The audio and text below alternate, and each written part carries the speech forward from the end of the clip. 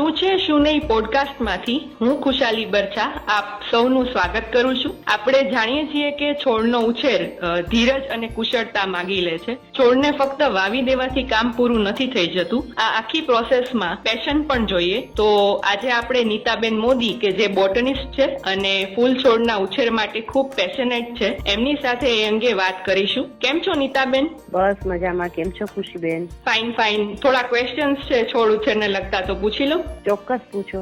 Okay, તો મારો first question એ છે કે પ્લાન્ટ્સ માટે કઈ ઋતુ ચેલેન્જિંગ હોય? પ્લાન્ટ્સ માટે ખાસ કરીને શિયાળામાં ડિસેમ્બર જાન્યુઆરી ને ઉનાળાની અંદર એપ્રિલ અને મે, કેમ કે ખાસ કરીને પ્લાન્ટને તડકો અને ઠંડી બે વસ્તુ વધારે અસર કરતી હોય છે. બાકી તો ચોમાસામાં અતિશય વરસાદ હોય તો જ પ્રોબ્લેમ થાય, બાકી તો ચોમાસામાં પ્લાન્ટ સારા જ રહે છે. ઓકે, એટલે ખાસ કરીને ઠંડીમાં જાળવણી અને ગરમીમાં જાળવણી કરો તો તમારા પ્લાન્ટને કોઈ જ પ્રોબ્લેમ ન થાય.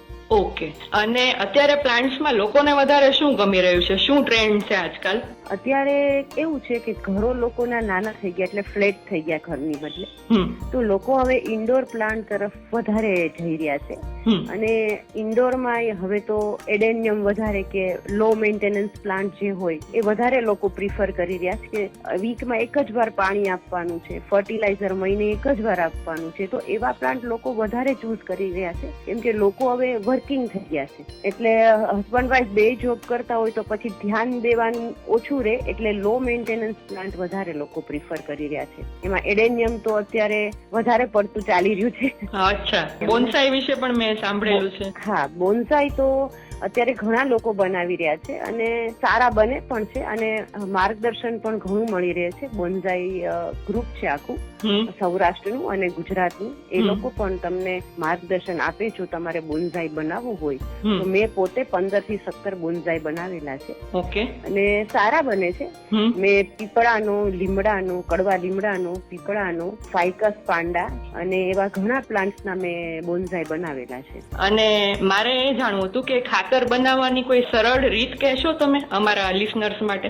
હા, ચોક્કસ. ખાતર બનાવવા માટે ઘણા એવું વિચારતા હોય કે આપણે મોંઘું ખાતર લઈએ તો પ્લાન્ટ વધારે સારી રીતે સર્વાઈવ કરે, પણ એવું નથી. તમારા ઘરમાંથી પણ તમે જે શાકભાજી વાપરતા હો એમાંથી પણ આપણે લિક્વિડ ફર્ટિલાઇઝર બનાવી શકીએ અને બહુ સારી રીતે પ્લાન્ટ એમાં ગ્રો કરી રહ્યા છે. એક એમાં છે ઓનિયન પીલ, એટલે કાંદાનું બહારનું જે ફોતરું હોય એ તમે એક વાટકી લઈ અને 1 લીટર પાણીમાં પલાળી દો 24 કલાક પછી એને ગાળીને તમે એક મોટી બકેટ કે 20 લીટરની હોય એમાં આ પાણી તમે ઉમેરી અને બધા પ્લાન્ટને એક મગ ભરીને પીવડાવી દો. આ એક થયું. બીજું, તમે આવી રીતે બનાના પીલ એને 12 કલાક પાણીમાં પલાળવાનું. સેમ આવી જ રીતે તમે એને પ્લાન્ટ્સને આપી શકો. અને આવી જ રીતે એક નીમખલી પાવડર આવે છે માર્કેટમાં, એ પણ તમે આવી રીતે આપો ને તો તમે જે વાત કરી ને કે ઠંડી અને ગરમી ઋતુમાં અસર વધારે થાય પ્લાન્ટને, કઈ ઋતુ ચેલેન્જિંગ છે એમ તમે મને ક્વેશ્ચન કરેલો, તો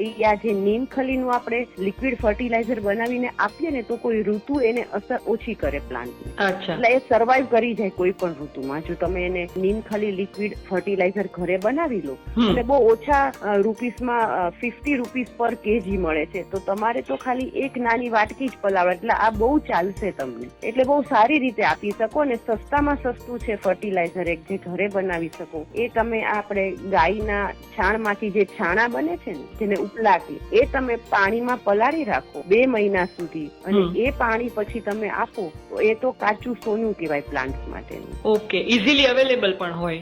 ઇઝીલી અવેલેબલ. કોઈ પણ તમારા દૂધ તમારે જે ઘરે આપતા હોય એને કહો તો એ પણ બિચારા 10, 20, 25 રૂપિયામાં તમને આસાનીથી મળી જાય. એટલે આ 4 વસ્તુ એવી છે ને કે તમે ઘરમાં જ તમે ફર્ટિલાઇઝર બનાવીને આપો તો તમારે બહારના કોઈ પણ ખર્ચ કરવાની, ખોટું પૈસા નાખવાની જરૂર નથી. આસાનીથી ફ્રીમાં તમને થઈ જાય. અને એવી જ રીતે તમે ઘરે જો કિચન ગાર્ડન બનાવવા માંગતા હો તો ઘરમાં જ તમારે મેથી છે, પછી ધાણા છે, પછી એવી વસ્તુ છે કે તમે ઇઝીલી ગ્રો કરી શકો. અને કોથમીર આપણે બહારથી લાવો છો તમે તો કોથમીરને તમે કટ કરો, નીચે મૂળ વાળી જે દાંડી હોય ઈ તમે રોપી દો તો ફરી એમાંથી કોથમીર ઉગી જ જાય. એટલે તમારે એમાં ખાસ મહેનત કરવાની જરૂર નથી. એવી ઘણી વસ્તુઓ છે કે તમે ઘરમાંથી જ આવી રીતે આસાનીથી ફ્રીમાં ઉગાડી શકો છો. હળદર છે, આદુ છે, આવી જ રીતે રીતે માર્કેટમાંથી તમે હળદર લીધી, આદુ લીધી, તો એ તમે કુંડામાં વાવી દો તો એ પછી આસાનીથી ઉગી જાય. ફુદીનો છે, ફુદીનાના દાંડલા લાવીને તમે વાવી દો તો એ ઉગી જ જાય.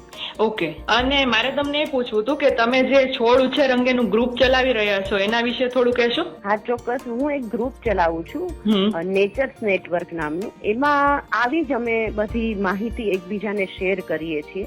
હું બીએસસી બોટની છું એટલે એવું નહીં કે હું એક જ આવી રીતે બધી માહિતી આપું છું, પણ ગ્રુપ વાળા બધા એકબીજાને આવી રીતે, ધારો કે કોઈએ ગુલાબ વાવ્યો તો એને શું ફર્ટિલાઇઝર આપ્યું એવું કે એનાથી વધારે ગુલાબ આવે તો એ બીજાને શેર કરે. એટલે ગ્રુપમાં આવી રીતે બધું લખે અને એમાં અમે માટી બનાવતા શીખવીએ છીએ, આવા લિક્વિડ ફર્ટિલાઇઝર બનાવતા શીખવીએ.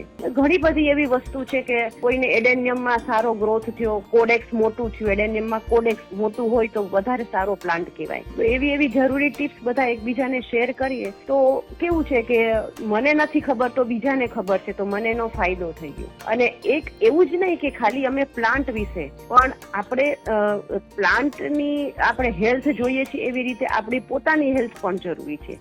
એના માટે બી એમાં એક નેચરોપેથિસ્ટ છે, એક ડોક્ટર છે જે મેડિકલ કોલેજમાં અત્યારે લેક્ચર લે છે, એ પણ આવી રીતે હેલ્થ રિલેટેડ આપણે હ્યુમન એટલે આપણા માટે હેલ્થ રિલેટેડ પણ કોલમ અમે શરૂ કરી છે એવરી વેનસડે.